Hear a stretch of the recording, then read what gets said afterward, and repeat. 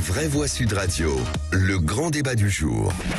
Hier soir, près de 1300 voitures ont été incendiées, dont la moitié en région parisienne. Des faits divers qui se succèdent et qui mettent en évidence une violence exacerbée de plus en plus jeune. La province n'a pas été épargnée, au contraire, et de nombreuses cités ont connu des actes de vandalisme. On ne résout pas les problèmes par la violence. On n'est pas chez les sauvages. C'est-à-dire on sort de chez nous, on voit ça crier à rare. Un homme a été enlevé puis brûlé vivant dans cette voiture. Un choix de vie à faire, soit le bon, soit le mauvais. On a pris le mauvais. La violence engendre la violence. Grandir dans une cité, c'est grandir dans un monde où la violence s'est banalisée. Il faut se sortir de là. Et les incivilités, décidément, et l'ultraviolence touchent de plus en plus la société française. Hier, au Mureau, le deuxième adjoint socialiste à la mairie a décidé de démissionner, de quitter la ville. On écoute l'extrait de son discours devant le conseil municipal de la ville. Écoutez. Depuis 2 ans, en me référant à mon expérience personnelle, j'ai subi 11 agressions où moi-même ou ma famille nous sommes sentis menacés, jusque dans notre intégrité physique, là où pendant 12 ans, je n'ai jamais connu d'épisode de cette nature. Je me suis vu reprocher d'être qui je suis. Ces épisodes, et encore plus le dernier en date, ont été marqués par de la violence verbale, des menaces physiques, allant jusqu'à la menace de mort, et aux insultes homophobes et racistes. Le blanc quitte ma ville, on est chez nous ici. C'est ce que je me suis entendu dire avant qu'on ne me poursuive jusque devant mon domicile pour me menacer de mort ensuite. Oui, les citoyens d'origine européenne peuvent faire l'objet de racisme. Et c'est un homme dont tout le parcours politique s'inscrit à gauche qui vous le dit. Ce matin, Jean-Jacques Bourdin était à Marseille et une violence que nombre d'entre vous n'imaginent pas est arrivée dans la cité phocéenne, mais peut-être aussi ailleurs. On écoute. Et je voudrais revenir quand même sur cette histoire d'enlèvement parce que je suis... Ouais. Attendez, mais on est où ? C'est-à-dire qu'aujourd'hui, je me promène dans la rue, je risque d'être enlevé. Si je me promène dans les quartiers nord, je risque d'être enlevé. Oui, mais c'est complètement nouveau. Qui est enlevé ? Qui est enlevé ? C'est presque un scoop qu'on voit aujourd'hui. Mais c'est un phénomène qui est nouveau, je vous le dis. Et qu'aujourd'hui... Non mais attendez, vous basez sur quoi pour dire ça ? Vous avez des exemples ? Il y a des personnes qui m'ont dit qu'ils avaient assisté soit à des enlèvements ou qui ont entendu parler de ces enlèvements. C'est-à-dire que dans la rue, une personne est enlevée, ensuite une rançon est demandée, combien ? 5, 6 000, 10 000 euros ? Ouais, moi j'avais 5 000 euros, 5 000 euros. Comme à cité. C'est-à-dire, contre 5 000 euros, on libère la personne. Mais on lui demande évidemment de ne pas faire appel à la police parce que sinon... Ce serait pour un million. Ouais. De l'incivilité à l'ultraviolence, sommes-nous devenus indifférents ? Eh ben, à 70%, vous dites oui. Philippe Bilger, quand on entend tous ces actes de violence, est-ce que finalement ça nous gêne encore ? Est-ce que ça tombe pas dans la banalisation ? C'est le problème, c'est que depuis des années, on annonce pratiquement chaque jour des délits, des crimes, des transgressions. Et elles deviennent de plus en plus graves. On voit à quel point les institutions sont non seulement non respectées, mais qu'elles sont en quelque sorte harcelées directement. La police n'est plus seulement frappée, on lui tend des guet-apens. Mais ce que je n'aime pas dans ce discours respectable de l'élu, c'est le défaitisme qui l'habite. Je veux dire, ça ne vient pas de rien, ces transgressions, ces crimes et ces délits. Ça vient du fait que toutes les instances qui devraient nous pacifier le pays, ou les villes, ou les cités, ou les campagnes, ne font pas leur travail, ne mettent pas en œuvre l'autorité qu'elles auraient le droit de mettre en œuvre. Et je mets bien sûr la justice dans le coup. Il est très clair qu'on ne peut pas avoir une société pacifiée si à chaque fois qu'on interpelle un mis en cause, on n'a pas une justice qui avec cohérence le condamne pour qu'il ne revienne pas vite dans le circuit délinquentiel. Elisabeth Lévy. Alors d'abord, je pense qu'on ne devrait pas parler d'incivilité. Voilà, on devrait arrêter de parler d'incivilité, ça suffit. Ce sont des délits, ce sont même des saloperies très souvent. Donc je pense qu'on devrait, ce mot est trop gentil. Voilà.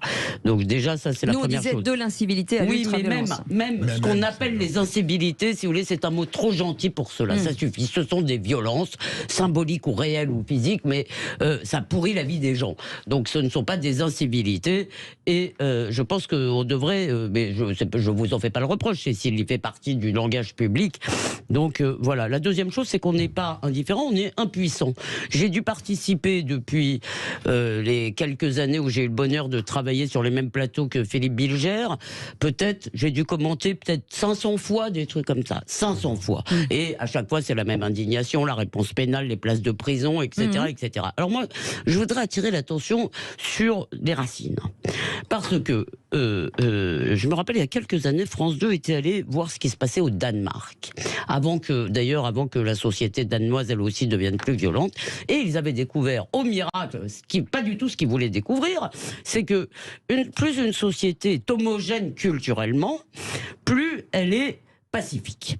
Alors, on peut être une société homogène culturellement et tout à fait multiethnique. Ça s'appelle l'assimilation, c'est-à-dire que les gens viennent de partout, mais ils s'adaptent aux mœurs françaises. C'est pas la voie que nous avons prise. Nous sommes une société aujourd'hui multiculturelle, et ça veut dire que très souvent, ces incivilités, ces actes d'agression, des gens qui attaquent une vieille dame, par exemple, c'est parce qu'ils ne se sentent pas faire partie du même monde qu'elle.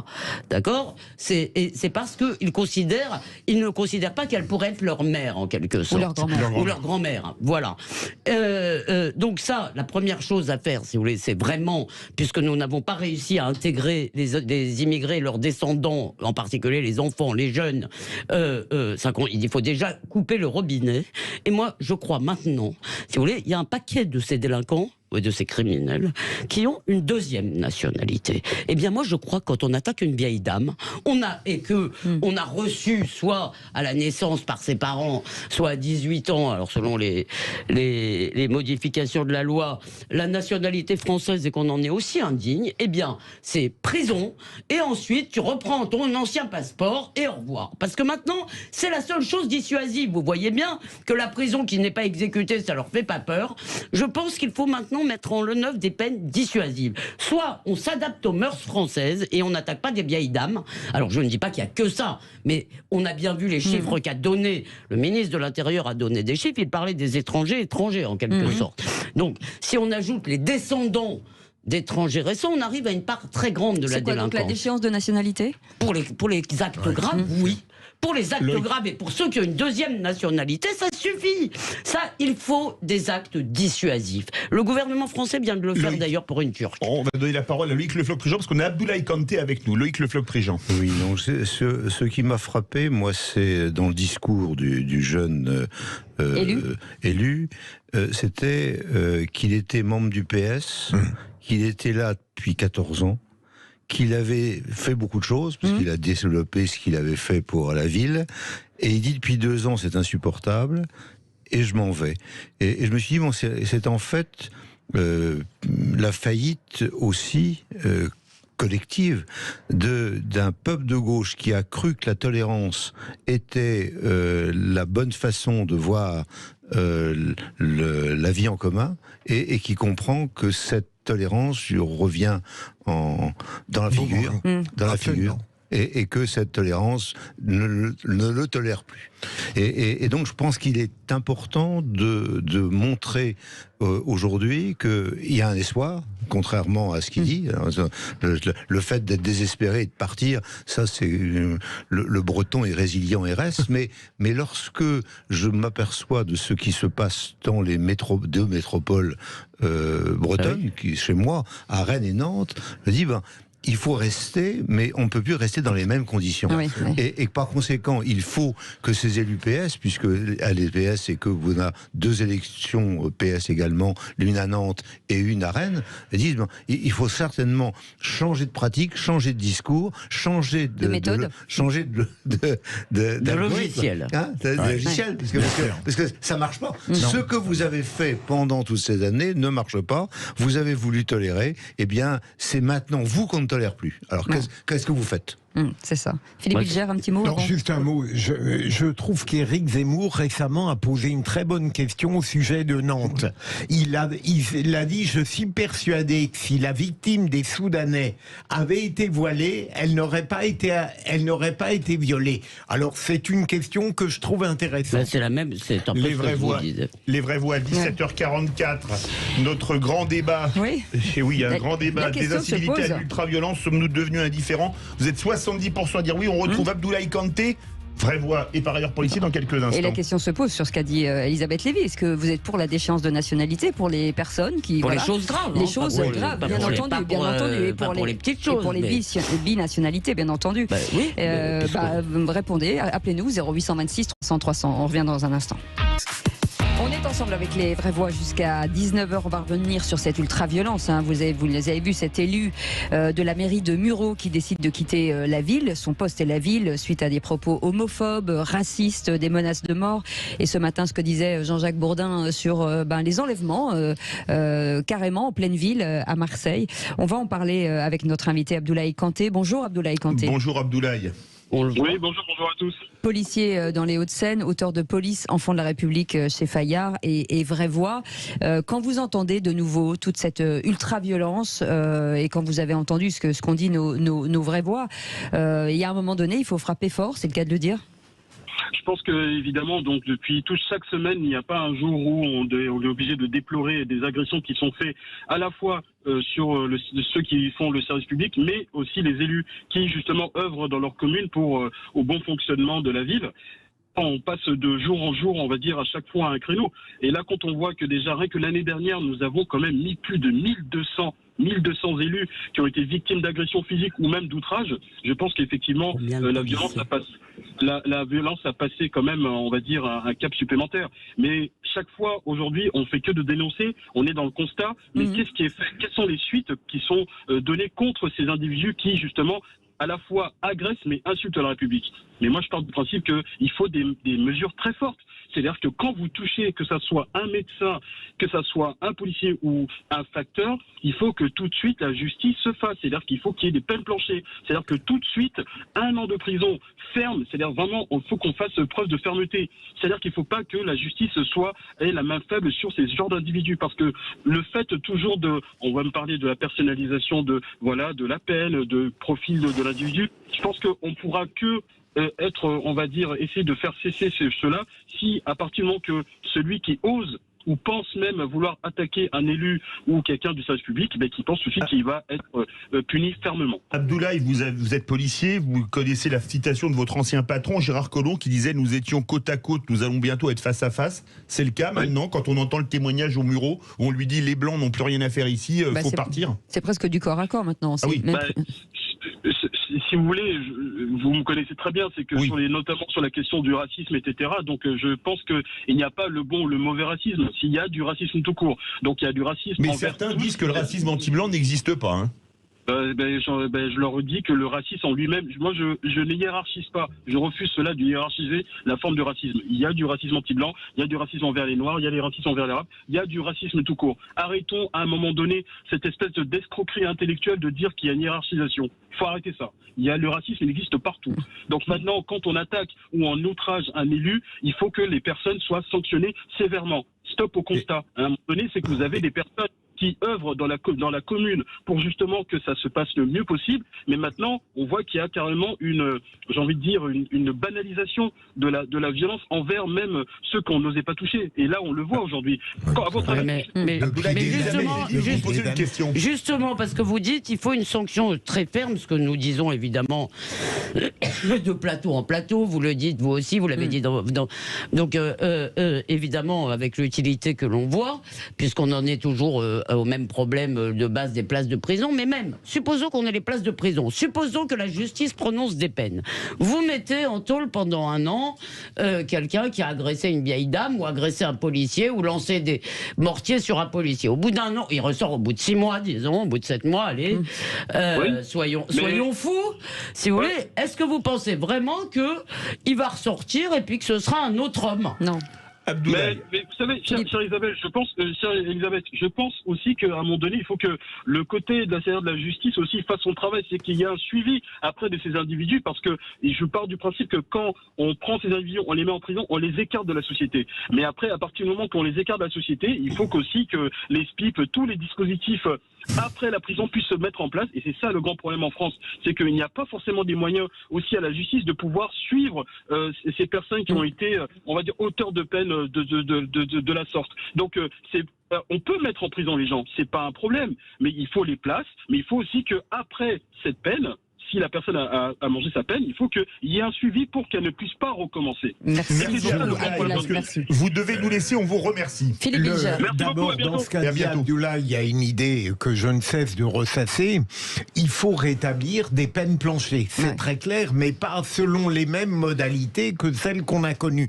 Deuxième élément, c'est-à-dire qui était tellement abondé et infléchi par le Conseil constitutionnel qu'elles ont permis aux magistrats de ne pas les appliquer dans toute leur rigueur. Mais c'est ça, ils ne voulaient pas les appliquer, en fait, les magistrats. Ils disent non, individualisation. Deuxième élément, il est plus important, c'est que moi, je soutiens qu'il faudrait changer l'état de droit. Alors, évidemment, j'ai des protestations indignées.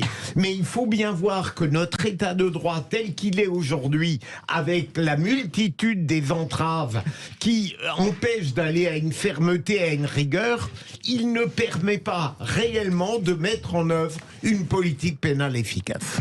On part au 0826 300 300. Le sujet fait beaucoup réagir. Direction Perpignan. Bonsoir Mohamed. Bonsoir à vous invités, aux auditeurs. Bonsoir Mohamed. On vous écoute Mohamed. Voilà, je voulais réagir un petit peu sur ce qu'elle a dit Madame Elisabeth Lévy. Souvent, ces jeunes délinquants, ils sont là, leurs parents ils étaient français, leurs grands-parents, certains, leurs arrière-grands-parents sont vraiment des Français et ils sont chez eux. Le problème, c'est la justice qui n'est pas assez sévère. Je pense que des mamies qu'on agresse dans tous les pays, ça existe. Mais je pense que chez nous, les jeunes agressent, on ne leur fait rien. Moi, j'aimerais bien qu'on remette en place des maisons de correction, que la justice soit un peu sévère, qu'on les sépare du grand banditisme, qu'on les remette sur le droit chemin. J'ai vu un documentaire aux États-Unis et franchement, moi, je les félicite. Et autre chose, ce qu'a dit M. Bilger. M. Bilger, vous savez, une femme voilée, elle a déjà peut-être la pression de porter le voile. Non seulement elle a la pression de sa famille de porter le voile ou de ses proches, et en plus, imaginez-vous, si elle s'est fait violer, la honte. Là, je pense, avec tout le respect que je vous dois, je ne suis pas d'accord sur ça. Je pense que c'est... Non, mais il cite ce qu'a dit Éric Zemmour. Non, il cite ce qu'a dit Éric Zemmour. Ouais, je voudrais vous répondre, Mohamed, à vrai dire, si les gens qui font des délits ont la nationalité américaine ou israélienne, en plus de la nationalité française, je tiendrai le même raisonnement. Je veux simplement dire que quelqu'un qui a un deuxième passeport, fût-il en France depuis 18 générations, si vous voulez, nous avons un moyen simple et dissuasif. Pourquoi je dis ça?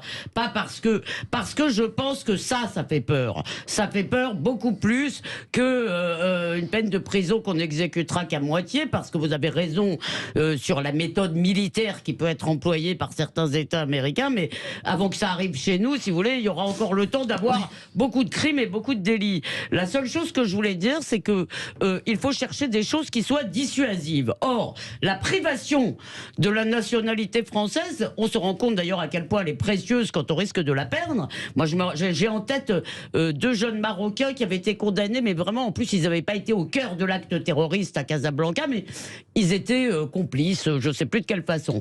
Eh ben, je peux vous dire qu'ils étaient très malheureux à l'idée de pouvoir être déchus de leur nationalité française. Donc, je vous tiendrai exactement le même raisonnement pour un franco-israélien. Si vous voulez un Français qui a la nationalité israélienne, on peut le virer.